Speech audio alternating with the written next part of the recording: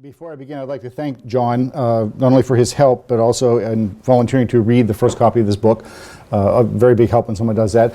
Also, Scott Riley, who's now at the Underwater Naval Warfare Library, and Dara Baker of the archives over here, very, very big help. The story you're about to hear has not been told in 150 years, and you're the first audience to understand it. So you won't know if I'm accurate or not, okay? So I can tell you anything. No, this was so top secret, it's beyond top secret. At every stage of development, as every milestone was passed, papers, diagrams, results were destroyed. Everything stayed in this man's head.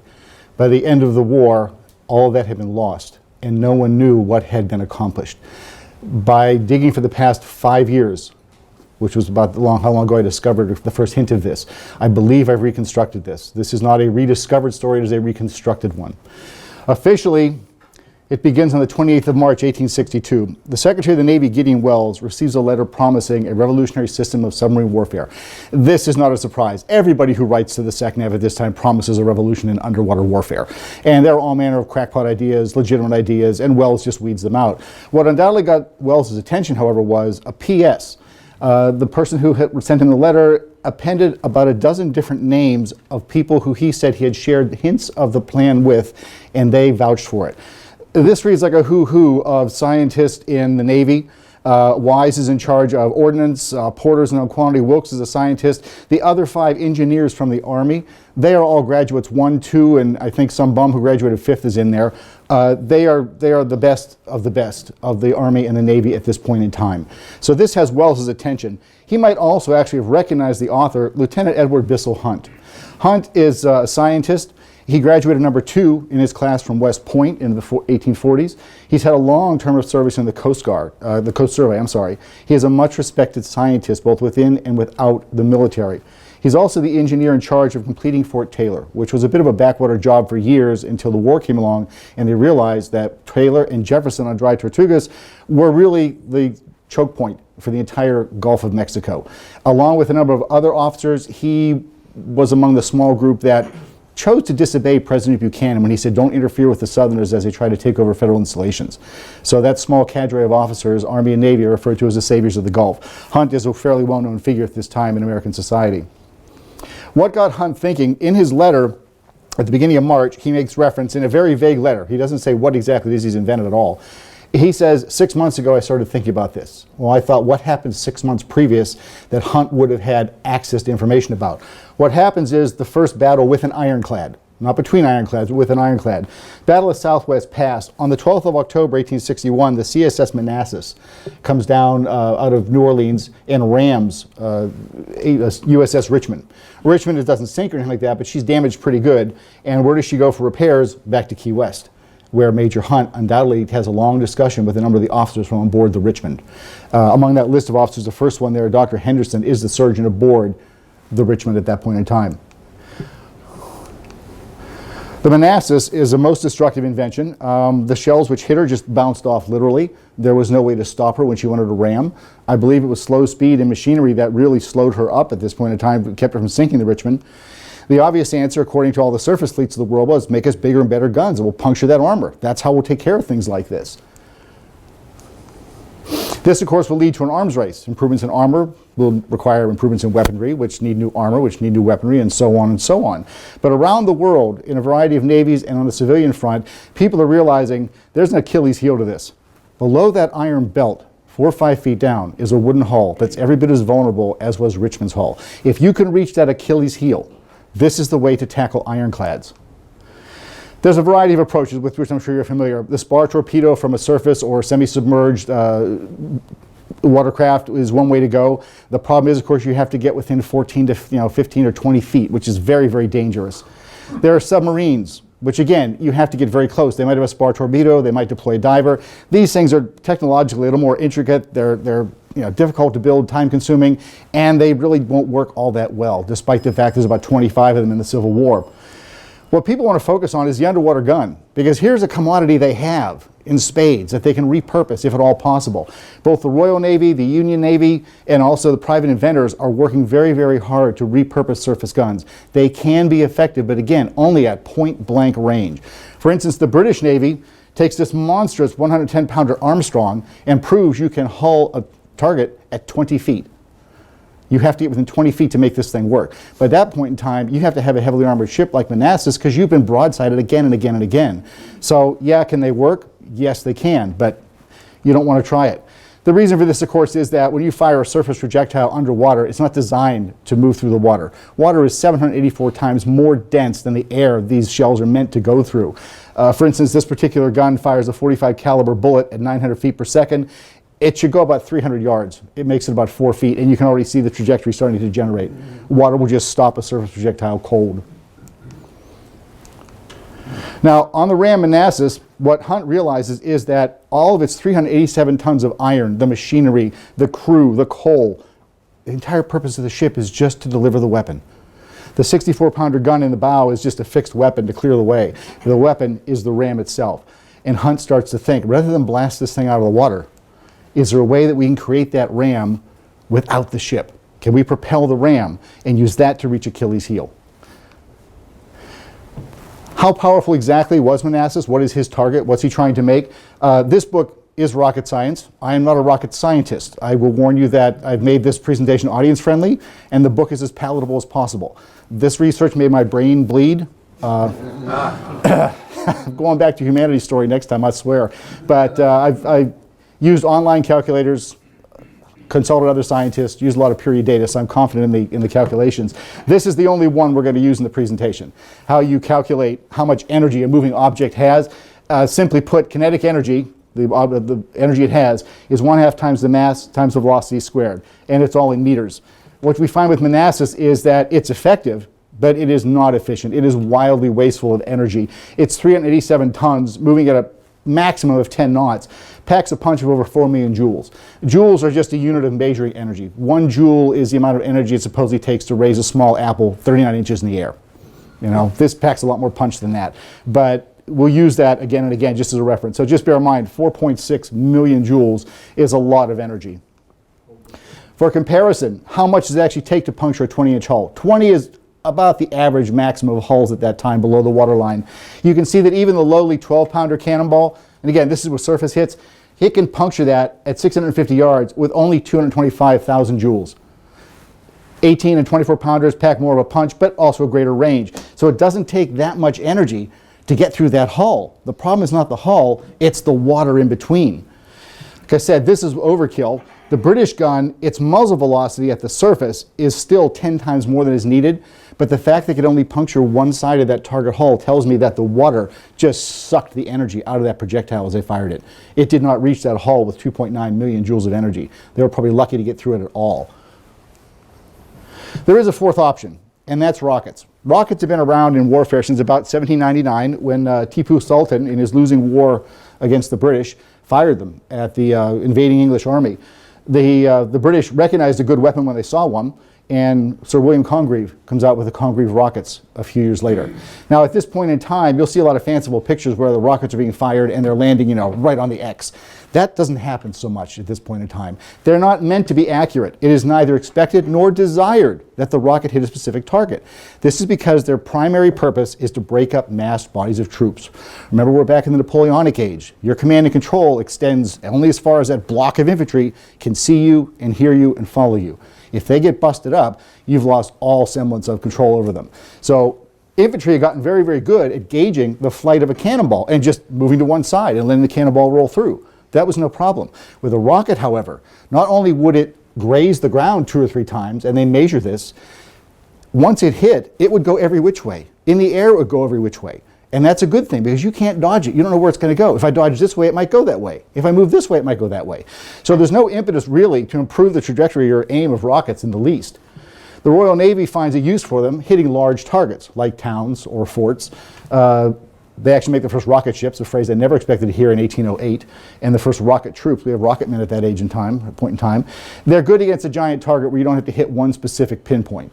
But as far as actually targeting a specific ship, that's really beyond their means. They know it could be effective. At Sevastopol in 1854, Russian rocket troops had lucked in a hit right below the keel of a British ship they had meant to hit on the deck.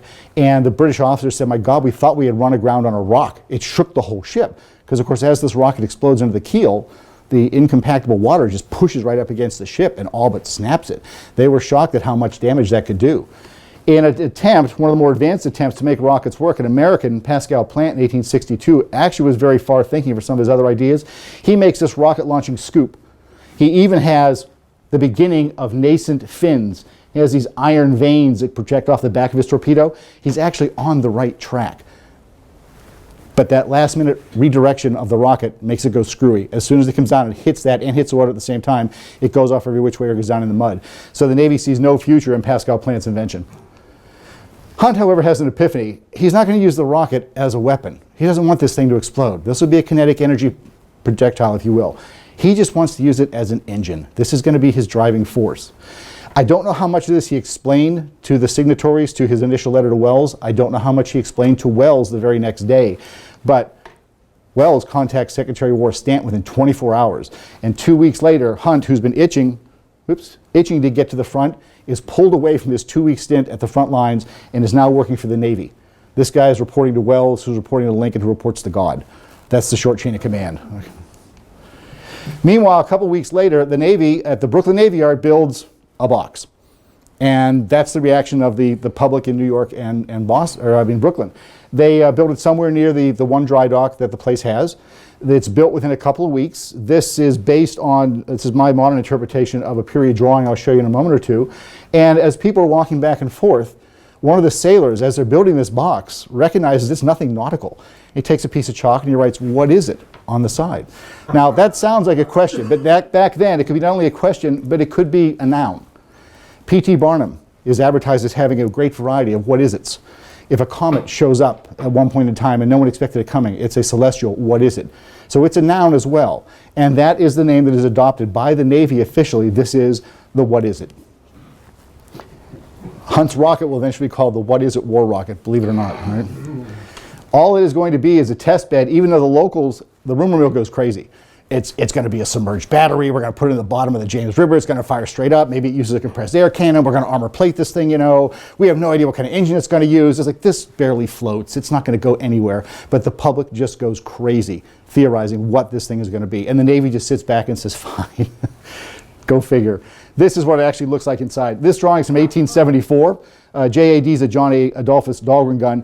This cannon was put in merely to test models of the rocket. This is not what it looks like in the end. We'll get to that in a few minutes. It basically has a hatch for a man to climb down, a gun hatch to strike the gun. There's a band of rubber around the muzzle to keep the water from coming in, and it's got Kentledge, or scrap iron if you will, just to ballast it down so this stays below the water line, which is right here. The thing is mounted on 2 logs because there is no recoil. So the gun doesn't have to worry about rolling back or anything. It is loaded by closing this gun port, pumping out the water from a pump on the main deck, and a man hops down the front hatch and loads the rocket in for the next test fire. There's a lot of delays getting even to that stage, and it's not until January and February of 1863 that the What Is It is towed away from the Brooklyn Navy Yard for tests. The Navy wants to keep this sort of quiet. They don't want people following along, especially curious foreigners. And actually, we can talk about that later, why the foreigner thing was so important. They report that they're going to go test this somewhere out in the channel here. The reports that they let leak back are not promising. The thing is supposed to be a failure. It's not, the experiments don't work, the weapon doesn't work, and one report even says it's down in Gravesend Bay, which is a ridiculous one way to haul the thing, breaking up in a storm. And yet, on the 14th of February, when they do return, the papers are reporting an astonishing success. The thing works exactly the way Hunt had expected it to work. Now, what exactly had he done? These trials are meant to test various models of the rocket. One model he tests is just a straightforward rocket. Another version has lateral vents to make it spin. All right, this is an attempt to spin it like a bullet does. No one's sure if that's going to work or not. Another version actually jackets it in an oak sleeve with spiral or helical channels cut down it. This is actually brilliant on Hunt's part because instead of using rocket vents to spin it, an internal force to push out against the water, he's using the oncoming water to force it to spin. So there's no reaction to it. This may have been Hunt's original design because in an October 1862 letter, at the end of a long period when we don't hear anything about him, he writes to the Assistant Secretary of the Navy asking for some help resolving some unidentified problem. I think the Navy Yard is balking at how much resources this guy's eating up because they're trying to get ships out left and right. And he says, we've spent so much time and trouble trying to economize on the rifling, because this is what they go back to. I assume that the lateral vents and anything else they managed to do that didn't survive the history books were things the Navy said, let's simplify this. This is time consuming to cut this oak all the time and sheathe the rocket in it. This, I believe, was his original idea and what he convinces the Navy we have to go back to. During one of those trials, one of these torpedoes, I assume one of the all-metal ones, traveled 250 feet underwater. So he's already outranged any underwater gun on the face of the planet. The weapon looks to be very, very promising. Unfortunately, then it porpoised up in the air and went under 150 feet. At which point in time, it dove back under the water and went who knows where and who knows how far. A lot of people said, okay, this is a failure, obviously. At this point, having called it a failure, I'd like to remind you of the old story of the blind man and the elephant, where 6 blind men each touch a different part of the elephant and come away with a totally different idea of what it is they've just felt. The man at the tail says, oh, it's like a vine. The man at the tusk says, oh, it's like a spear. The man with the leg says, oh, it's stout pillars like a house. Each one extrapolates a little bit of information he has into the full story. This is what will happen historically with Hunt's secret weapon, because later writers, Navy and civilian, will zone in on 1 or 2 little bits of information, especially the failure of these January, February trials, and say, oh, the weapon was a failure. If you look Hunt up in histories of torpedoes, you will universally find 1 or 2 paragraphs that end with, the weapon didn't work and it was a failure. In reality, Hunt is promoted. He's been made a captain just for making 14 years service about 1861. 2 weeks after the supposed failure, he's promoted to a major. This is discretionary. It's a reward. Why in the world would he be promoted if he's just failed? Also, come on technology, why would they allow the project to continue? The Navy and the Army does not suffer fools gladly in the Civil War. They'll look at a crackpot invention, but if it doesn't work and you can't make 1,000 of them in a week, get out of here. He's allowed to continue, and by Hunt's own estimation, one of the few letters I have in his own hand, he says these original tests, the first tests, were only conducted to test the correctness of general principles. He expected some failures. He's a scientist. He's going through everything the Navy wants him to try, saying, yes, this does not work. Yes, that does not work. This one does. By June of 1863, the what is it has been changed. The device you see inside was actually seen on the dock as early as December, but it wasn't ready in time for those initial tests. It also wasn't needed for those initial tests. The dog and gun worked fine. They've struck or knocked off the watertight chamber up front and also the loading hatch. The Kentledge has been moved back some, and what's now on a track is, quite possibly, and this is my reconstruction, the Navy's first torpedo tube, 1863. It is based on this drawing and a description. Basically, it's simplicity itself. The torpedo is loaded down through a top hatch, and we can talk about how that's physically done if anyone is interested after the talk. And once it's loaded, the rear hatch is closed. Then the front hatch is open to allow it to flood. This alone is a brilliant thing on Hunt's part, because all those underwater guns, they're trying to fire them dry and hitting the wall of water, which is losing a lot of their momentum right off the bat, and then expecting them to travel through. Hunt is pre-flooding the chamber. Once that's done, the front hatch is left open, and what's called a Gomes fuse, which is instantaneous. It's fulminated mercury on a string, basically. The spark will travel 1 mile in 4 seconds. It's like pushing a button. It fires the rocket, and off it goes. And then the front hatch is closed, the water's pumped out, and you can load again. The final torpedo was also changed. They've gone from, this is a cutaway showing the powder inside the rocket composition, it's called. Hunt has gone beyond that and convinced the Navy that this works, this striated jacket, if you will. Having proved his point, the final torpedo is 77 inches long, a few inches over my head. It's 12 inches in diameter and weighs about 300 pounds. On the 19th of June is the Sea Miner's final trial as far as the Navy is concerned. And in the papers, they reported that officers of the Army and the Navy went with him, and the evolutions performed demonstrated the entire success of the battery. There's nothing negative anyone has to say about this weapon at this time. And to prove that, the Navy, only a few weeks later, the Ordnance Bureau says, start building these things. They put out orders that they want the What Is It shell or Marine War rocket designed by E.B. Hunt to go into production. And what's curious about this, notice it said Army officers as well as Navy officers. Why in the world is the Army curious about this at all? This is a Navy weapon, pure and simple. Also, part of that report, which was entirely successful, quote unquote, says that shots were fired from underwater to an astonishing height. Why in the world would you want an aerial torpedo? And why doesn't that count as a mistake? Again, blind man and the elephant. Some people read this and say, look, he still has guidance problems. The thing is screwing up and going in the air.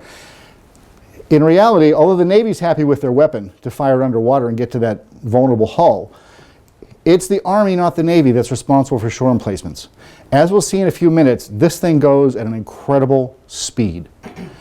If you miss the ship or go through the ship and you're trying to defend a narrow bay or a river, guess where the torpedo goes? Into an opposing gun emplacement on the other side, or into the town you're trying to defend. The Army can't use a laterally fired torpedo that goes as fast as we'll see this thing does. What the Army needs is high trajectory fire. This is why I believe shots were fired from underwater to an astonishing height. He's got high angle fire, he's got a dual purpose torpedo. The challenges of adjusting what was meant to be a lateral launch torpedo for high angle fire are nothing that really daunts Hunt. He basically is going to spend a few weeks, he figures, and he's doing things like probably reducing the fuel, changing the angle. More importantly, he's creating what's called a range table. One of the reasons I could talk about surface guns in such detail here, their impact velocity, their speed, their ranges, was artillerists in the Army and Navy spent years making up range tables. Basically, if I put this much powder in, put the gun at this angle, and I fire this size projectile, it will go X number of feet. And they have beautiful tables that are broken down by hundreds of yards for every type of gun. There's no such thing for a rocket torpedo because no one's ever invented one successfully. No one ever gets them to work twice in the same way. Hunt, of course, has his working. I think what he's doing from July to September is creating a range table. Unfortunately, the 30th of September, tragedy strikes and Major Hunt is killed. Possibly because he's terribly overworked. The Army has had him not at their beck and call for many, many months, working for the Navy, and they want their officer back. Just to give you a sense of what's happening here, this weapon is not really intended to defeat the Confederate Navy. Our surface Navy can deal with them. We are terribly concerned that we will be fighting France and England in the coming months. Americans, if you read the papers at that time, they don't only expect it, they are certain of it. In the newspapers, they're not saying if, they're saying when we have to face British fleets, when the French arrive. They are very nervous. They track the movement of every British and French ship. Anytime two get together, they really pay attention. If a squadron shows up, they're very, very nervous. The Russians, who would have been our allies in such a world war, have actually parked a squadron of powerful new ironclads in the Brooklyn Navy Yard, ready to go, hammers and tongs against the French and British. In case they get past the Navy, because this would mostly be a sea war, stopping the French and British from coming over, in case they get past them, the Army wants their series of fortifications along the coast finished. Hunt has experience at this. He worked on Fort Taylor for years. He is being tasked, along with finishing Sea Minor, with building defenses on Dutch Island here in Narragansett Harbor. He has to go to New Haven and New London and either refurbish or build from scratch brand new forts. The guy has 4 different demanding responsibilities, and he's basically shuttling around like crazy. And what's more, all his peers, his scientists and the other engineers, have the same kind of workload. They are being utterly exhausted because America expects to fight the British again come springtime. That's the background to all this. Hunt, I don't know if he's preoccupied. Obviously, he never writes about this. He goes to fire, and when he pulls the lanyard or fires off the Gomes fuse, he realizes there's no trail of bubbles. There's nothing. I forgot to open the front hatch. Oops. He rushes down inside. Of course, it's too late. The thing fires instantaneously. All the gases that should have propelled this thing at what you'll see is an incredible speed, miles across the bay, they build up inside the launcher. It is not meant to withstand this kind of pressure. It probably breaks, at its weakest point, which is the rear hatch here, and it fills the entire chamber with poison gas, CO2, or as they call them, mephitic gases. Hunt is able to stagger back to the ladder and climb up to 10 feet far enough to wave for help, and then falls back down. 3 men in succession go down to help him, and each one of them passes out also. As the fumes start to dissipate, they manage to get a rope around Hunt and try pulling him up. The rope slips, he falls again. During one of these falls, before they get him out on the next try, he hits his head on some stanchion, some fitting on the deck, a piece of cartilage, whatever. The guy has what's called compression of the brain and concussion at the same time. This is a nasty wound even nowadays. He is taken back to the Marine Hospital at the Brooklyn Navy Yard, where he lingers for 2 days. They try every trick in the book. The Navy surgeons, I believe it's Surgeon Smith, and they can't even bring him around. And he dies on the 2nd of October. The project is dropped. I'm not really sure why, because the Navy had a working torpedo that they're putting in production, and I had assumed knew enough about how it worked to make the thing work. You only have to aim it and fire it. There wasn't that much intricate. If the humanities guy can figure it out, I should think the Navy at the time could figure it out. But the plea that his wife Helen made, and also the brand new Army-Navy Journal, that this be completed, did resonate with the powers that be in Washington. I believe there was secret funding that the Senate passed that spring of '64. There's a secret Senate bill, well, not secret bill, a Senate bill that passes allowing discretionary funding to the Secretary of the Navy. He can spend it on what he wants. In effect, it's a dark slush fund, and it says specifically for submarine weaponry. It may have been for Hunt. The problem is, like I said before, everyone is so burdened with getting forts prepared. All the forts around New York need refurbished. All of his buddies who say, oh, I'm familiar with the project, but I can't devote time to it. Find me someone to actually do the hands-on work. I can do the science. Nobody can be found. The launcher, of course, is destroyed, and in a macabre move, it's actually given to his wife, Helen. Hi, here's the device that killed your husband. Put it in your parlor. She gives it back, of course, saying, I don't want the damn thing. And the Navy eventually melts it down, surrenders it to the crucible is the phrase. So nobody is able to figure out the weapon at this point in time. What's more, as I mentioned earlier, Hunt destroyed all the plans at every single stage of this game. There is nothing that remains. We know this because a man who supposedly worked hand in glove with him, a guy named John Van Doren, is a civilian. Van Doren writes a letter in 1874 that talks about how closely he worked with Hunt. I'm just leery of his statement. For one, he's trying to push his own torpedo, which is based very closely on Hunt's torpedo. And he's a civilian. I doubt Hunt would have shared much of anything with him. He is there the day he dies. He met him when he first started the project. He was there on and off again. My impression is he's more of a facilitator or gopher. He's an architect, a naval architect at the shipyard. But I doubt Hunt kept him in the loop. And even if he did, he wasn't privy to all the diagrams and schematics and results that Hunt kept to himself. Again, this is the blind men and the elephant story. People read about this and say, oh, the weapon didn't work, they didn't pursue it, it's a non-functioning weapon. And that's what you'll read in the history books. In reality, however, let's take a look at what Hunt actually created. Now back up, I was about ready to publish this book back in May, and just to try and get some analogous performance data, because there is none on this, of course, I approached John Kennedy and I said, John, I'm looking for a torpedo designed by Lieutenant Barber here at Goat Island in 1869, 1870 or so. Do you have records I could look at? And he sent me over to the archives. Well, I never did find anything on Barber's torpedo because I don't think it was actually physically built, but the hand of history was guiding me. I opened the first book in one of the old dusty boxes they had shipped in, and here's a diagram of Hunt's torpedo. This was drawn not by Hunt. This was drawn at the Washington Navy Yard, where at least one was either shipped or that's where they were building them. They're all burned out and destroyed by December of 1864. Now, Hunt would have pitched a fit from the grave had he known some Navy officer drew this thing, because he's taken great pains to destroy every single possible scrap of evidence so no foreign spy can find this thing and use it. But this guy draws it, and bless his soul, he puts measurements in and he color codes it. The key doesn't survive, but the color coding is enough, just knowing what different metals were available. Let's take a look at what Hunt came up with.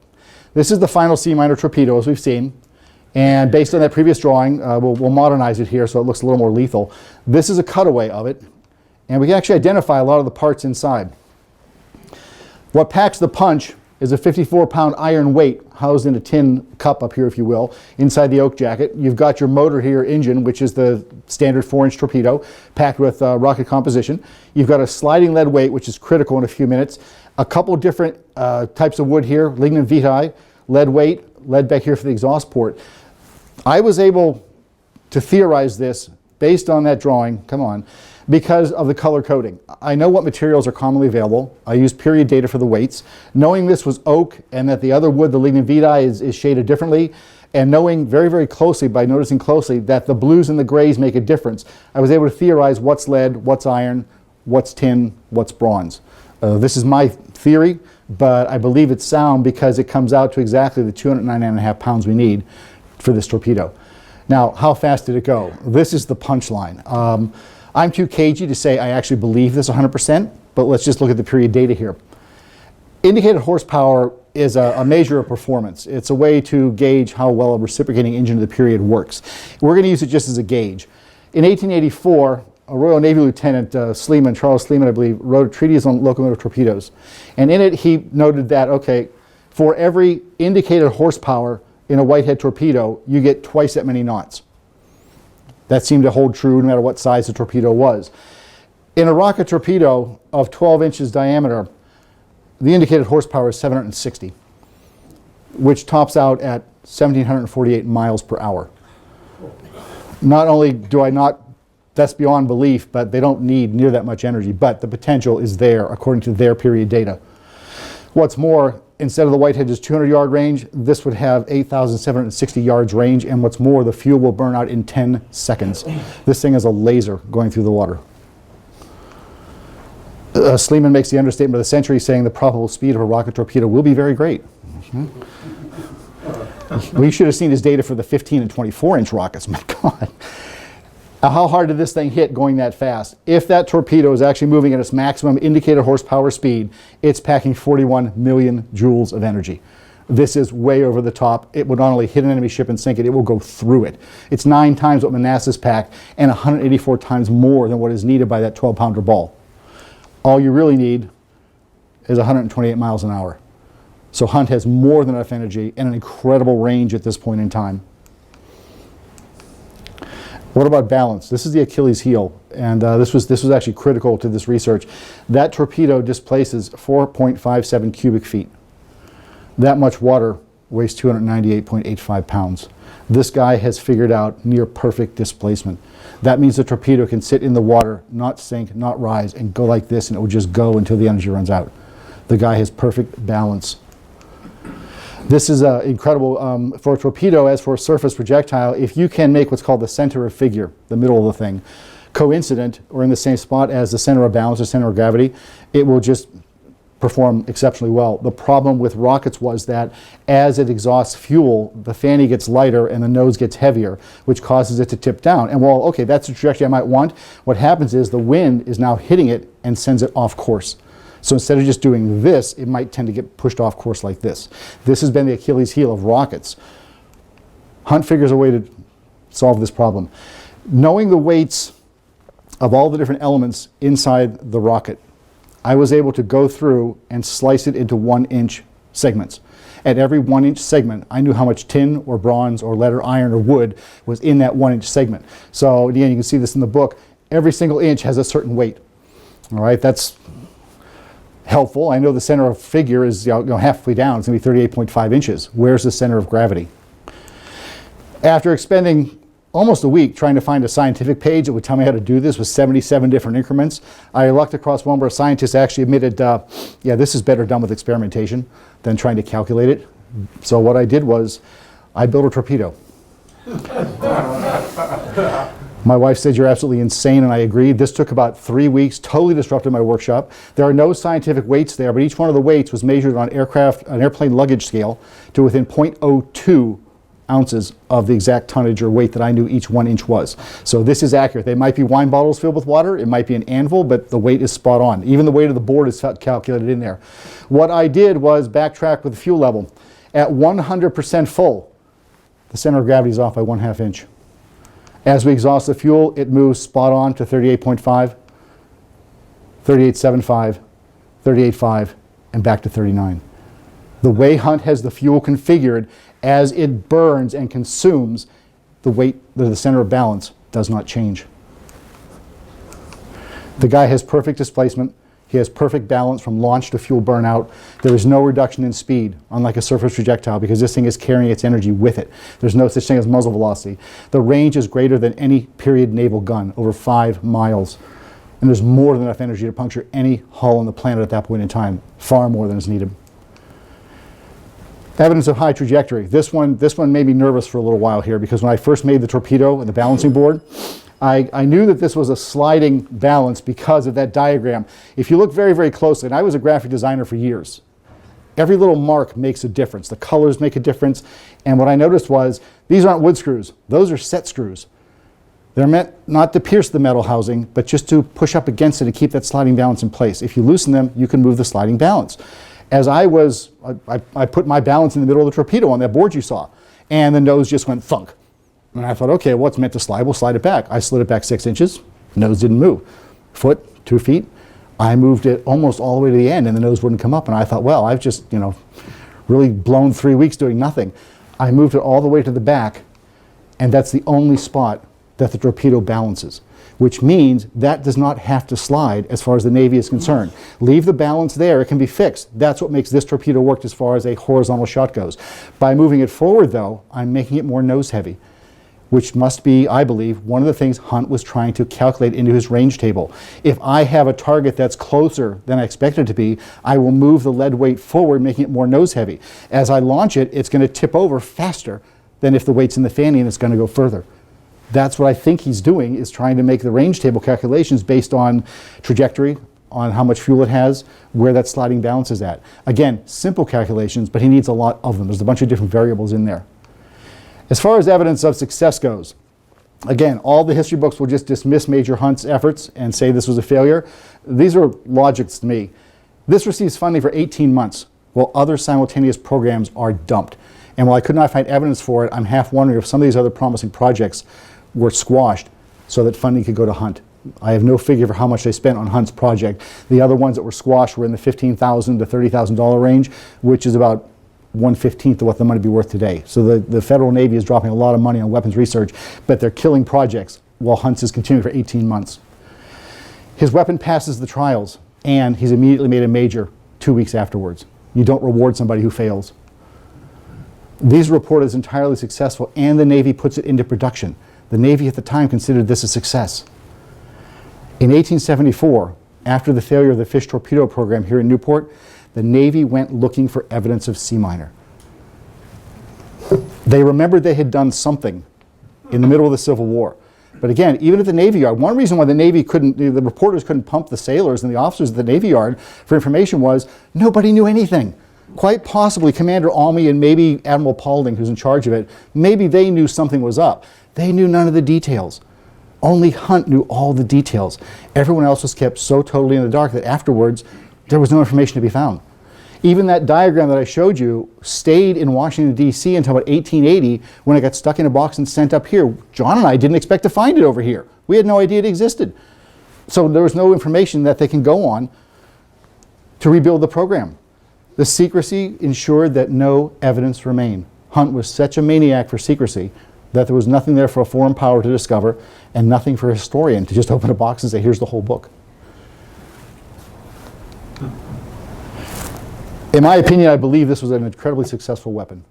One of the reasons why it probably was not pursued was that the intended target, if you will, French and British warships, were not quite as much of a threat by 1864. The Confederate Navy was slowly being rolled up, we were winning the war, and the French and British were starting to play a little nicer with us around the planet. They were not going to war with us as it looked like it was going to in 62 and 63.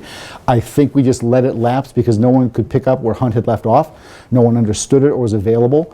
And when the war ends, there's nobody on the planet who understands what Hunt had managed. And even trying to find that evidence years later, there is none. So again, it's chalked up to Blind Man and the Elephant. Any questions he hesitates to ask. That's why I stayed behind the podium this time, all right? Thank you, thank you.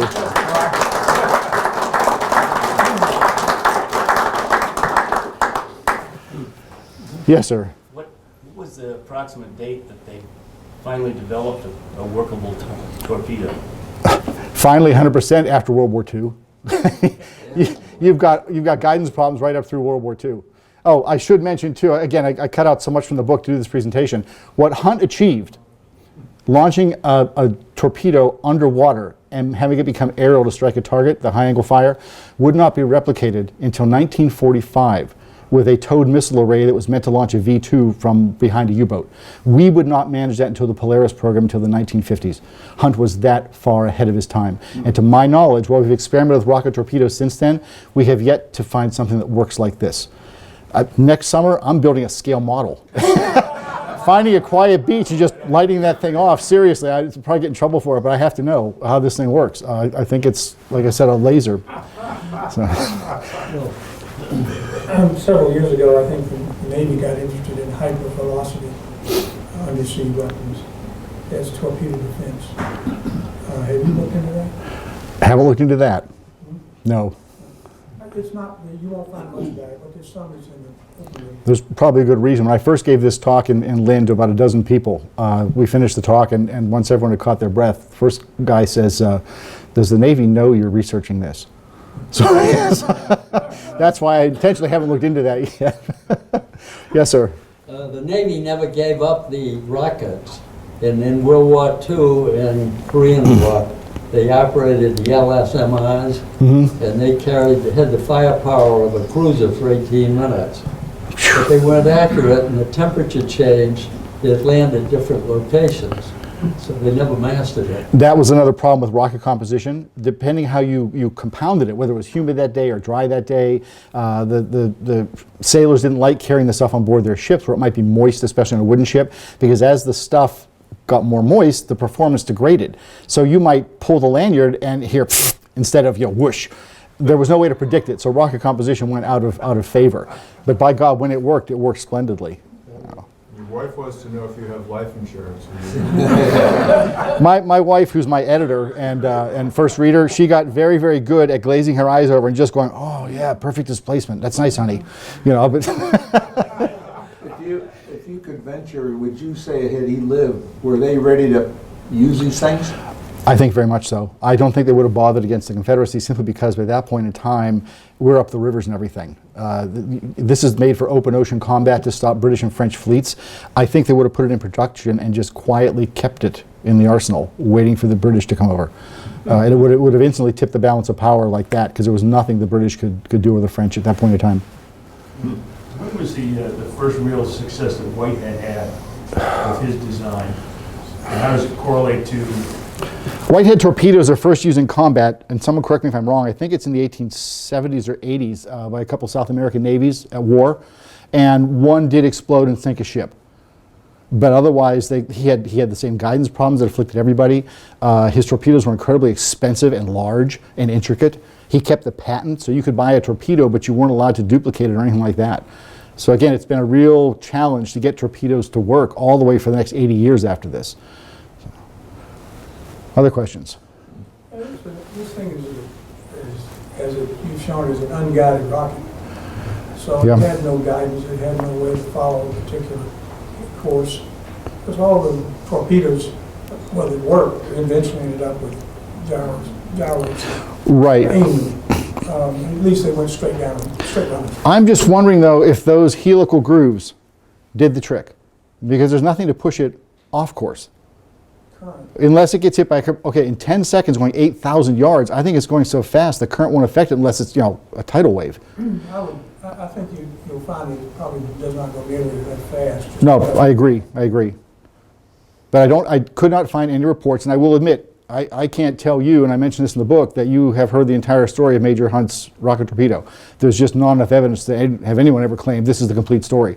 This is what I theorized based on what period evidence I had, which really comes down to 4 or 5 letters, a lot of newspaper reports, that diagram, the testimony of the civilian who may or may not be feathering his own nest in 1874, and a couple confused Navy officers who, again, saw one little piece of it.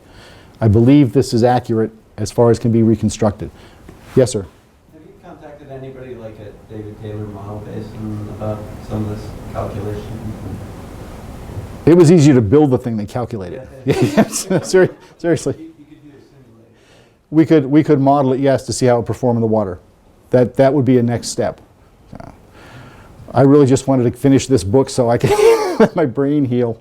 I had mentioned also that these diagrams are in the book. As far as practicalities go, I realized that this loading procedure, it can't work unless you pivot the gun up and down, if you will. For instance, I was curious at first why in the world you would need a ball and socket joint that allows the gun to be rotated in 360 degrees when all you want to do is train it left and right. You don't want it to go up or down, you want to launch horizontally. Well, the ball and socket joint, I believe, is one for the high angle fire, but also to facilitate loading. If you winch this thing up, the torpedo just clears the man hatch and you can load it just like you're loading torpedoes into a modern submarine. Also, the high angle fire is one thing that I admit to not understanding how he pulled that off in June, because he demonstrates horizontal fire in June, which means that it has to be sitting level like that with the waterline halfway up.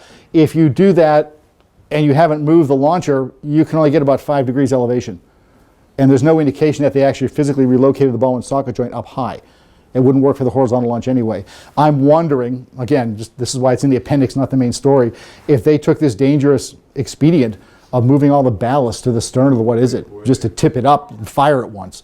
I have no idea. Again, absolute mystery. I just couldn't figure out how else he might have done that. I know he did it because of the reports. How he did it, I have no idea.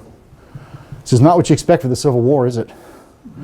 There was a story I didn't take the time to track down because, again, it's mission creep when I was focusing on this. Someone had reported reading this, and I will want to find the source though, that someone in Richmond in the middle of the war had basically brought a rocket to demonstrate for Jeff Davis, and he claimed he could strike Washington 60 miles away. Remember, the technology hasn't changed, it's just a matter of scale. Unfortunately for the inventor and the history books, this thing just took off for the heavens like a bat out of hell, and no one knows where it went. Somewhere in someone's field in the woods, there's a massive iron, they have no idea what the hell that thing is. It was this guy's rocket. So these guys are not technologically stupid. They're just sort of limited by ways and means. They're learning how to do things. I think Hunt succeeded. If nothing else, he certainly deserves more than a failed, weapon mentioned in a lot of history books. And this, if this is actually true, and I believe it is, this is a new page in Navy history, or at least a page we didn't know was there. So. Any other questions, folks? Yes, sir. Did you fire your sample torpedo? Not yet. When I realized how fast it would probably go, I skipped the idea of trying it in the high school gymnasium pool. And my sister-in-law said no right off the bat. So that's going to be an Oceanside thing next summer at some point in time. With a GPS, so I know where the devil it goes. Goodbye, Block Island. Yeah. Any other questions? In the explosion that got Hunt, you said the front cap was not removed, the hatch on the front of the... Yeah. Who was to do that? Was it Hunt? Somebody else? In knowing Hunt, it was probably him. He just made a bonehead mistake. The guy is exhausted. He's probably done these tests day in, day out. Every time he's at the Navy Yard, he's thinking of 1,000 different things. And he just, it's so obvious he forgot it, unfortunately. His loss is not so much for this weapon. We would eventually develop torpedoes, but just to America. If you look in the book or whatever, his list of publications is absolutely incredible. He speaks annually before the war at the American Association for the Advancement of Science.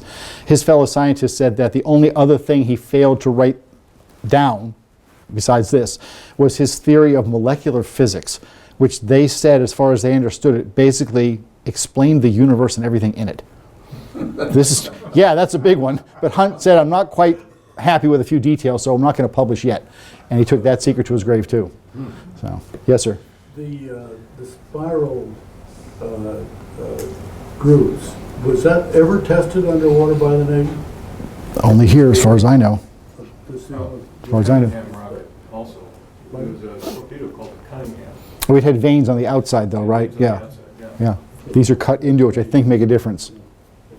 There's a famous architect named Ray Hunt who died recently. Mm-hmm. Is he related to Mr. Hunt or Captain Hunt? I have no idea. Hunt, unfortunately, he had two sons, one of whom died in the 1850s, rather sadly for he and his wife, hideously. And then his older son, or younger son, Rennie, died just a year after his demise, and they're both buried with him at West Point. His wife, despite suffering those shattering blows, basically secluded herself with friends here in Newport for about 6 months following his death, and then emerged like a butterfly from a cocoon and went on to become Helen Hunt Jackson and enjoy a long and distinguished career as an advocate of Indian rights and a novel writer in the West. Actually, some of the information I got in the photographs, this came from all over the place, the little hints here and there, a lot came from the Helen Hunt Library at the college out in Colorado, where she spent her last days. Other stuff came from a biography, unindexed, of Emily Dickinson. Dickinson said that a book like this unindexed is a real challenge, I'll tell you. But she said that of all the men I've ever met, Edward Hunt's the only one I've ever respected. You just get little hints here and there. I mean, when I went looking for papers in that, Gus Fox had saved one letter that talked about Hunt's trials with the rifling and everything. That's all that exists. Nobody else kept anything. Gotta try the model.